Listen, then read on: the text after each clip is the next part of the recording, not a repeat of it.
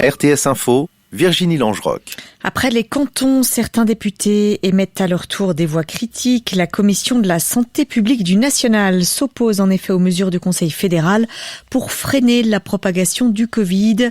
Et certains parlementaires demandent au gouvernement de limiter les nouvelles restrictions aux seuls cantons dont la situation épidémiologique l'exige. Le référendum contre la loi Covid devrait aboutir. Les 50 000 signatures nécessaires ont été recueillies en un peu moins de 2 mois, selon les Amis de la Constitution, l'association qui l'a lancée. Le délai pour la récolte de signatures court encore jusqu'à la mi-janvier. Ce comité référendaire souhaite par cette démarche empêcher que les pouvoirs d'urgence du Conseil fédéral pendant la pandémie ne soient légitimés rétroactivement et prolongés jusqu'à la fin 2021. Les dirigeants de l'Union européenne réunis en sommet se sont mis d'accord pour débloquer le plan de relance. Le budget de l'Union européenne et le plan de relance de 750 milliards d'euros avaient été adoptés en juillet, mais ils étaient bloqués par un mécanisme qui conditionne le versement des fonds au respect de l'état de droit. La Hongrie et la Pologne s'y opposaient jusqu'ici. Ils ont finalement trouvé un compromis et levé leur veto, ce qui permet donc le déblocage de ce plan de relance et le versement des fonds européens. La France va sortir prudemment du confinement le 15 décembre en supprimant les attestations de déplacement, mais un couvre-feu sera appliqué tous les jours, y compris le 31 décembre.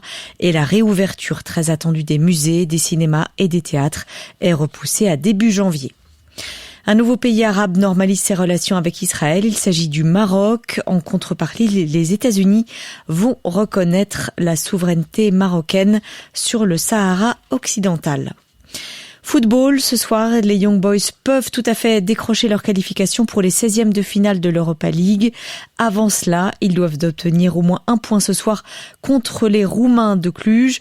Grégoire Augier, vous êtes à Berne pour suivre ce match. La deuxième mi-temps vient tout juste de débuter.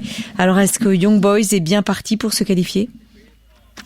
Eh bien, pas forcément encore. On joue depuis 52 minutes dans cette partie dorénavant. C'est toujours 0-0. Alors en l'état, les Young Boys sont en passe de se qualifier puisque le point de ce match nul leur suffit. Mais dans cette partie, ils sont loin, assez loin d'être souverains. Cette formation de Cluj pousse la formation bernoise dans ses derniers retranchements. Pour vous dire, eh bien, à l'heure actuelle, le meilleur joueur bernois sur la pelouse, eh bien, c'est tout simplement le gardien et capitaine David von Balmos qui s'est interposé par 2 fois face à l'attaquant roumain Rondon en toute fin de première mi-temps.